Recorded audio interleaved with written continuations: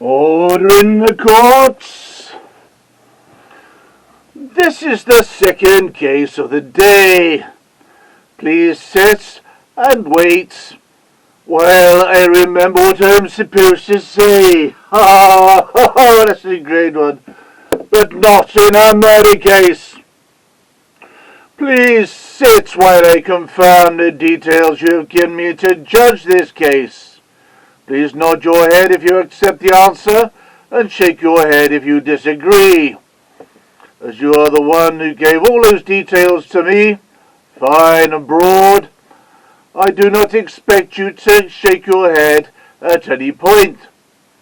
You have offered the plea of innocence in this crime.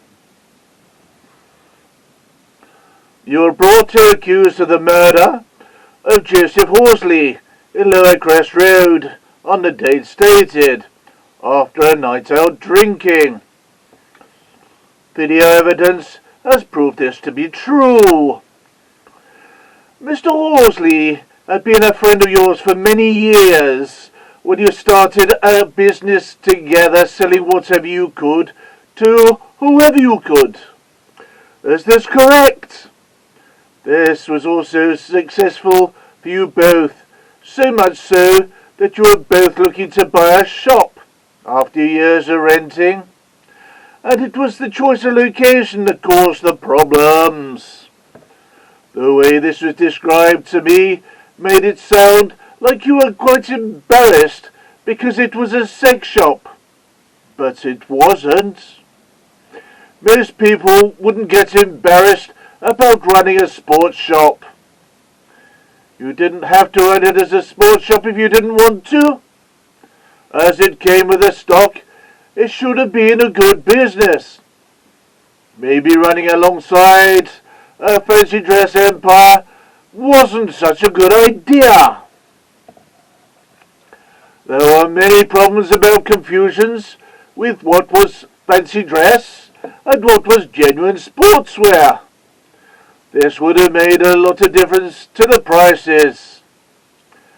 I believe you had arguments about how to describe all the merchandise of Tottenham Hotspur Football Club, while I and many others would rather jokingly describe it in the comedy section of the fancy dress department. Yes, I would.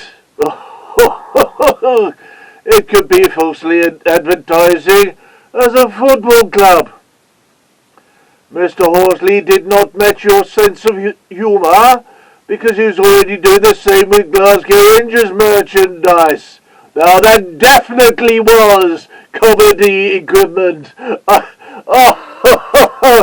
Oh dear, so many things of that club remind me of the old circus and the big top. But, yes, anyway, Glasgow Rangers have not existed since 2012, so the merchandise should have been defunct stock. You could not sell any of this stock. Is this correct?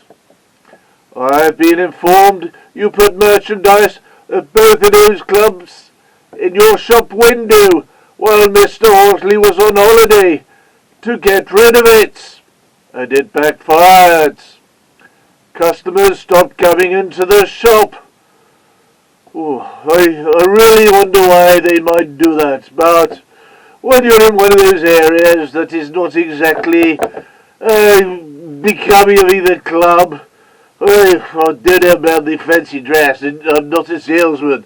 Anyway, when Mr. Horsley returned from holiday, you argued about the lack of sales and had a bit of a scuffle in the street that was witnessed by many people after you'd both been out for quite a heavy drinking session. You were seen pouring a liquid on him and setting light to him. This was a cowardly and malicious act.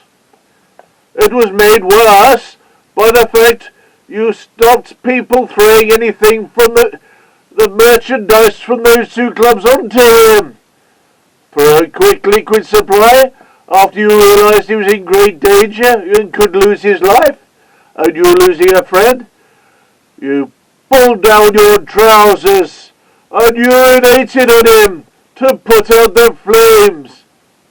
This was in front of women and children, which was a despicable act in its own right, and I was not present to have seen this, or even taken part, but I am not allowed to take part in criminal activity, because I'm the judge.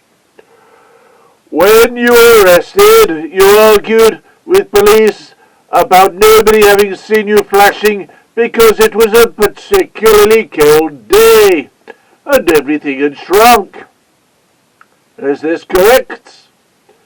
Your next answer was that the flames should have warmed everyone up, and complained they had not brought any marshmallows with them to toast. Is this correct? This was a friend, and you were joking about this. I cannot describe how disgusted I am that you have spoken more to me about the effect of singeing your pubic hairs than his death. Though you clearly have remorse for what happened at his death, then it clearly hasn't sunk in. I cannot let this go unpunished. Simply losing a friend and living that will never be a strong enough punishment. Learning that poor quality materials do not stop flames but made them worse is what killed Mr. Horsley. Yes, I know you wanted to get rid of those inferior quality shirts, but that was not the way to have done it. It was not the burns which were minimal, but the fume coming from those clothing that caused the death. Excuses you used were to say, I wanted to urinate on the shirts every time I saw them, and a fireman outfit and still hadn't arrived at a time, so I didn't have the proper hose, are not relevant. I have found these to be both insulting and irrelevant, and find you guilty of this crime. You will return to this court in 7 days for sentencing. Guard, please take this defendant away and make sure his trousers stay up.